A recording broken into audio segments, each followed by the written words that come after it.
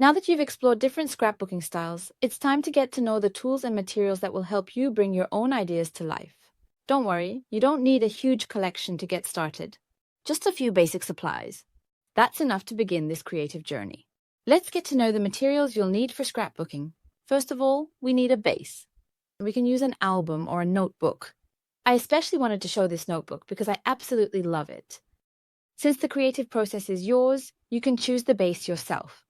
Of course, I must have scrapbooking papers. I love every single one of these. Of course, when it comes to adhesives, you can use whichever is more comfortable for you. I use both from time to time, and for decoration materials, stickers and washi tape. And of course, the wax tape materials, which I absolutely adore as a finishing touch. And if you prefer, the wooden stamps behind me, and finally cutters that make our work so much easier. At Paperwrld, we have prepared a special scrapbooking starter kit designed especially for beginners.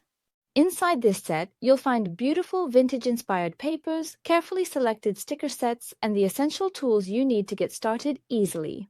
You can find it on paperwrld.com. Everything you need to start creating is waiting for you here. Remember, you don't have to get everything all at once. Start simple. As you discover your own style over time, you can add new materials. The most important thing is to have fun, experiment, and make this process your own. Now you've been introduced to the basic materials. Now you're ready to set up your creative space and start your very first real project. In the next lesson, we'll start creating your inspiration board, which will give a magical start to your scrapbooking adventure.